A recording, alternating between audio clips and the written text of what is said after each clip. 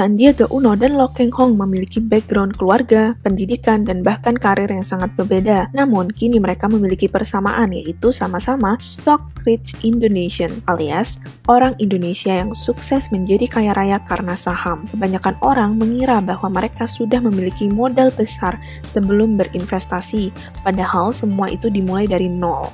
Di video kali ini, kami akan membahas persamaan dan perbedaan dari gaya investasi Sandiaga Uno dan Lee Keng Hoong yang mungkin bisa kamu tiru. Namun sebelumnya, mari kita bahas bagaimana riwayat singkat perjalanan hidup dua stock-rich Indonesian ini.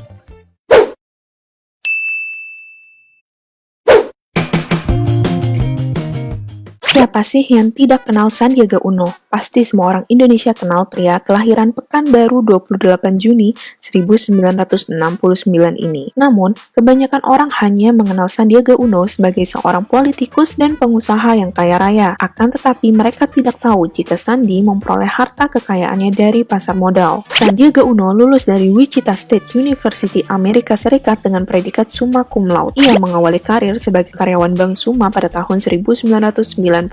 Di Bank Summa, ia bertemu dan berguru dengan konglomerat William Suryajaya, pemilik Bank Summa. Setahun kemudian, ia mendapat beasiswa untuk melanjutkan pendidikan di Universitas George Washington, Amerika Serikat. Ia lulus dengan indeks prestasi kumulatif atau IPK sebesar 4. Pada tahun 1993, Sandiaga Uno bergabung dengan Sea Power Asia Investment Limited di Singapura sebagai manajer investasi. Ia kemudian pindah ke MP Holding Limited Group pada tahun 1994. Pada tahun 1995, ia pindah ke NTI Resources Limited di Kanada dan menjabat sebagai Executive Vice President di perusahaan tersebut dengan penghasilan sebesar $8.000 Amerika Serikat per bulan. Namun, krisis moneter sejak akhir 1997 menyebabkan perusahaan tempatnya bekerja bangkrut. Sandi pun tidak bisa lagi meneruskan pekerjaannya.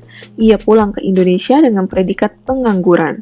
Sandi mengisi hari-harinya untuk melamar pekerjaan, namun tidak ada perusahaan yang mau meliriknya.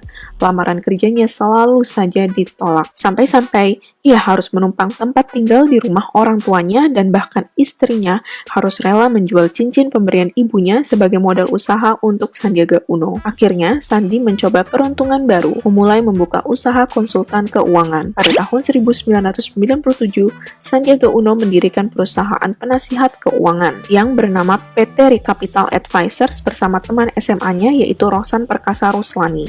Salah satu mentor bisnisnya adalah William Suryajaya.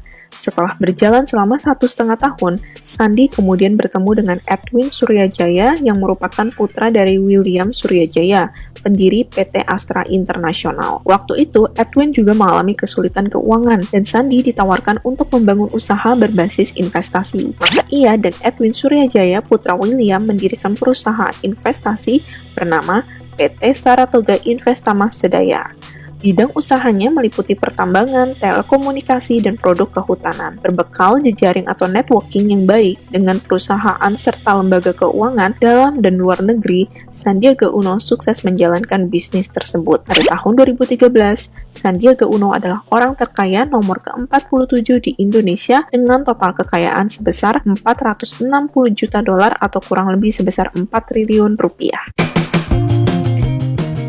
Jika Amerika memiliki Warren Buffett, Indonesia memiliki Lee Keng Hoong. Sama seperti Warren Buffett, Lee Keng Hoong adalah seorang value investor. Bahkan, ia sering disebut sebagai Warren Buffett-nya Indonesia. Lee Keng Hoong lahir di Jakarta pada tanggal 20 Februari 1959. Namun, siapa sangka jika Lee Keng Hoong semasa kecil pernah merasakan kehidupan yang sangat susah. Bahkan, semasa kecil ia tinggal di sebuah rumah yang hanya selebar 4 meter di Jakarta. Ia bahkan langsung bekerja selulus SMA dan baru melanjutkan kuliah ke jurusan sastra Inggris di Universitas Nasional di Jakarta setelah bekerja. Untuk membiayai kuliahnya, ia harus bekerja di siang hari sebagai pegawai tata usaha di PT Overseas Express Bank atau OEB. Pada tahun 1989, Lee Keng Hoong pertama kali terjun ke pasar modal dengan membeli saham PT Gajah Surya Multifinance saat IPO atau penawaran saham perdana. Modal pertamanya pun tidaklah besar, ia hanya menggunakan sisa dari gajinya untuk membeli saham tersebut. Akan tetapi, saat listing, harga saham tersebut turun, dan Lee Keng Hoong terpaksa menjualnya di harga lebih rendah dan mengalami kerugian. Namun itu tidak membuatnya kapok. Lo Keng Hong lalu mempelajari investasi saham secara otodidak dengan membaca buku-buku tentang investasi Warren Buffett. Pada tahun 1990, ia pindah bekerja di Bank Ekonomi pada bagian pemasaran. Dan pada tahun 1991, ia menjabat sebagai kepala cabang di Bank Ekonomi. Pada tahun 1996, setelah bekerja selama 17 tahun, ia memutuskan untuk berhenti bekerja dari Bank Ekonomi. Setelah memutuskan untuk berhenti bekerja dari Bank Ekonomi, ia memutuskan untuk berkonsentrasi penuh menjadi seorang investor saham dengan pengalaman pribadinya yang telah menjadi investor dari tahun 1989. Pada tahun 1997, saat krisis finansial terjadi, Lo Keng Hong dikabarkan rugi besar. Pada waktu itu pun, dia baru memutuskan untuk berhenti bekerja dan fokus pada investasi saham di tahun 1996. Sehingga boleh dikatakan ia tidak memiliki penghasilan apapun. Namun, ia tetap membeli saham meski telah mengalami kerugian besar, karena disinilah krisis finansial menawarkan peluang baginya untuk bangkit. Lo Keng Hong membeli saham PT United Tractor saat harganya masih Rp250 per lembar. Ia membelinya sebanyak 6 juta lembar saham, yang berarti modalnya saat itu sebesar 1,5 miliar rupiah. Seluruhnya diletakkan di saham UNTR. Ia menjualnya sekitar 6 hingga 8 tahun kemudian pada harga rata-rata sebesar Rp15.000 dan menikmati keuntungan sebesar 5.900%. Ia memperoleh Rp90 miliar dari penjualan saham tersebut. Pada tahun 2012, ia memiliki aset bernilai 2,5 triliun.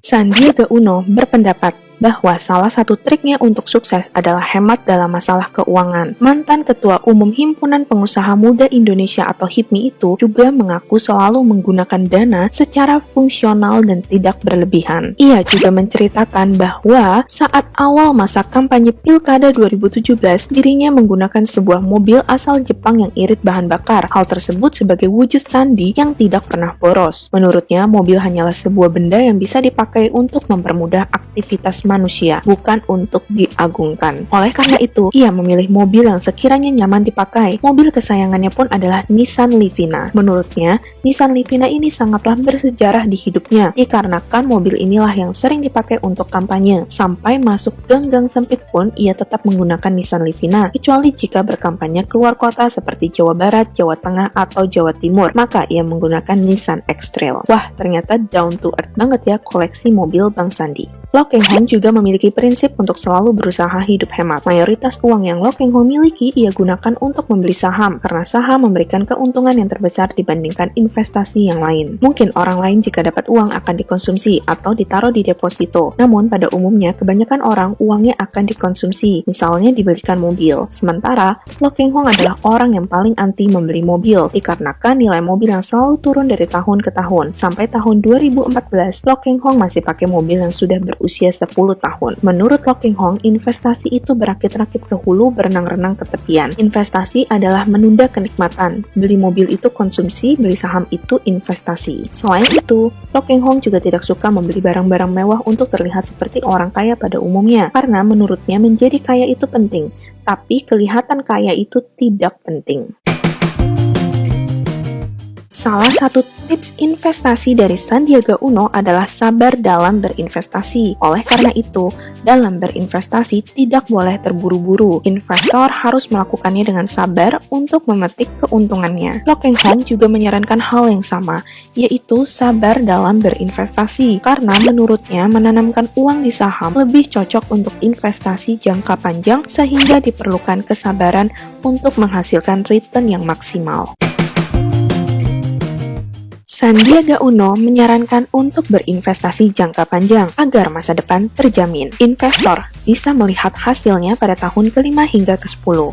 Menurutnya, hal yang paling penting dalam memulai investasi ialah melihat prospek jangka panjang. Jadi, menurutnya, invest for the future and invest now. Berinvestasilah dengan tujuan jangka panjang dan berinvestasilah mulai dari sekarang. Jangan ditunggu-tunggu lagi. Sabar dalam berinvestasi dan yakini bahwa fundamental daripada investasi itu akan menjadi satu perwujudan nyata dalam konteks 5 hingga 10 tahun ke depan. Selama perjalanan berinvestasi, Lo Keng Hong juga lebih memilih jadi investor jangka panjang daripada investor jangka pendek atau trader. Lo Keng Hong menyarankan untuk selalu terapkan orientasi jangka panjang saat berinvestasi, bukan hanya meraih keuntungan sesaat. Salah satu kesalahan yang sering dilakukan oleh investor pemula adalah mendapatkan keuntungan instan dari investasi sesaat. Padahal, investasi menurut Lo Keng Hong adalah proses pengamanan finansial yang berorientasi jangka panjang. Investor kenamaan ini selalu mengingatkan bahwa investasi pada dasarnya merupakan proses menunda kenikmatan. Dengan begitu, investor yang ingin mendapatkan keuntungan lebih besar harus menerapkan orientasi jangka panjang begitu memulai investasi.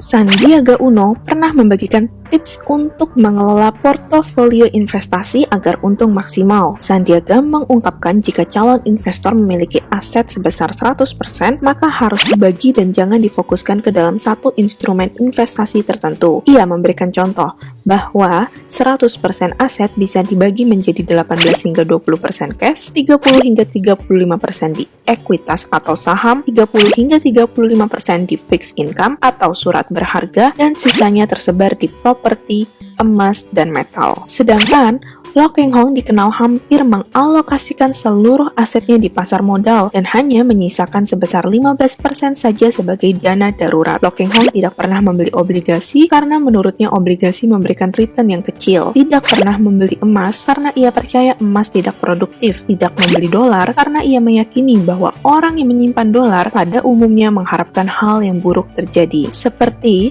krisis ekonomi atau negara yang tidak stabil, dengan tujuan agar rupiah melemah dan ia memperoleh keuntungan. Berbeda dengan orang yang membeli saham, ia akan selalu mengharapkan yang baik yang terjadi, seperti negara aman, ekonomi bertumbuh, dan daya beli meningkat agar harga sahamnya pun ikut meningkat. Untuk properti, Lo Keng Hong hanya memiliki satu rumah tinggal, sebuah apartemen di Pantai Mutiara, dan sebuah villa di Cisarua, di mana semuanya untuk ditinggali dan bukan untuk disewakan. Karena baginya, menjadi seorang investor saham itu sudah lebih dari cukup, tidak perlu menyewakan properti untuk mendapatkan income atau penghasilan. Yang terakhir, Lo Keng Hong tidak menaruh uang dalam jumlah besar di rekening bank, hanya secukupnya saja. Ia meyakini menyimpan uang di bank itu rugi karena bunganya kecil. Menurutnya, orang yang menaruh uangnya di bank, misalnya di deposito dengan bunga kecil dan inflasi yang begitu besar, dia sebetulnya sedang membuat dirinya miskin secara pelan-pelan. Sehingga, Lo Keng Hong menganggap bahwa deposito uang di bank sama halnya dengan menyimpan uang di celengan. Jika kamu menaruh uang Rp100.000 di celengan dan membuka celengan tersebut setahun kemudian, maka nilai uang tersebut tetap Rp100.000 dan justru nilai uang tersebut mengecil dikarenakan inflasi atau kenaikan harga barang dan jasa. Sebagai contoh, tahun ini biaya sekolah anak atau uang SPP sebesar Rp100.000 dan setahun kemudian saat celengan tersebut dibuka, biaya sekolah telah naik menjadi Rp150.000 sehingga nilai uang tersebut telah turun walaupun nominalnya tetap Rp100.000. Sandiaga Uno melalui PT Saratoga Investama Sedaya menghimpun modal investor untuk mengakuisisi perusahaan-perusahaan yang mengalami masalah keuangan. Pada umumnya, perusahaan-perusahaan tersebut adalah private company dan bukan saham perusahaan publik. Kinerja perusahaan yang krisis itu kemudian dibenahi dan dikembangkan. Setelah kembali sehat, aset perusahaan tersebut dijual kembali dengan nilai yang lebih tinggi. Sebagai contoh, pada tahun 2001, Saratoga berinvestasi di PT Adaro yang bergerak di sektor pertambangan batubara. Kemudian pada tahun 2008, Adaro melakukan penawaran umum perdana atau initial public offering, di mana IPO tersebut adalah yang terbesar di pasar modal Indonesia. Lo Keng Hong dikenal sebagai salah satu investor bertipe value investing. Bahkan, dia dijuluki sebagai Warren Buffett-nya Indonesia karena yang sudah meraup untung dengan memilih saham-saham dengan fundamental baik dan valuasi yang murah. Pekerjaannya setiap hari adalah mencari perusahaan yang salah harga di bursa saham. Strategi investasinya adalah membeli saham perusahaan yang bagus dan murah, kemudian disimpan menunggu dengan sabar sampai suatu hari pasar sadar bahwa harga saham itu terlalu murah dan kembali naik ke harga wajarnya. Dari sinilah ia mendapatkan keuntungan. Tertanggal 31 Desember 2019, Sandiaga Uno memiliki 21,51% saham PT Saratoga Investama Sedaya, yaitu sebesar 583 juta lembar saham. Harga penutupan saham di triwulan 4 adalah Rp3.620. sehingga total nominal kepemilikan saham Sandiaga Uno di Saratoga adalah sekitar 2 triliun rupiah. Seperti telah dijelaskan di awal video, Saratoga adalah sebuah perusahaan investasi yang memiliki beberapa anak perusahaan. Berikut sepak terjang investasi Saratoga dari 2002 hingga 2019. Di kolom atas adalah kegiatan investasi Saratoga selama 17 tahun terakhir ini, sedangkan di kolom tengah menunjukkan perusahaan-perusahaan yang telah listing alias go public, dan di kolom paling bawah menunjukkan perusahaan-perusahaan yang telah dijual oleh Saratoga. Pertanggal 31 Desember 2019, Lo Keng Hong memiliki 14,41% saham PT Petrosi, yaitu sebesar 150 juta lembar saham. Harga penutupan saham di triwulan 4 adalah Rp1.605, sehingga total nominal kepemilikan saham Lo Keng Hong di PT Petrosi adalah sekitar Rp233 miliar. Selain itu, pertanggal 31 Desember 2019, Lo Keng Hong memiliki 5,57% saham PT Mitra Bahtera Segara Sejati, yaitu sebesar 97 juta lembar saham. Harga penutupan saham di triwulan 4 adalah Rp482, sehingga total nominal kepemilikan saham Lo Keng Hong di PT Mitra Bahtera Segara Sejati adalah sekitar Rp46 miliar. Itulah segelintir saham yang diketahui oleh publik milik dari Sandiaga Uno dan Lo Keng Hong. Sekian video kita kali ini, semoga kalian dapat mengambil pelajaran dari Lo Keng Hong dan Sandiaga Uno, dan sampai jumpa di video-video selanjutnya.